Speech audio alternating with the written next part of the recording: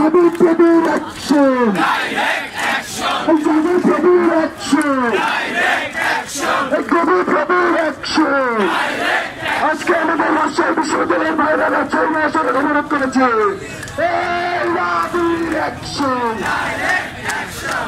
রাষ্ট্রের অ্যাকশন! আমাদের রাষ্ট্রের সবার মুখে শুনতে চাই প্রত্যেকটা মানুষ এখানে প্রত্যেকে আমরা সবাই এক দাবিতে এসেছি তাই প্রত্যেকের মুখে এই স্লোগান আমরা শুনতে চাই।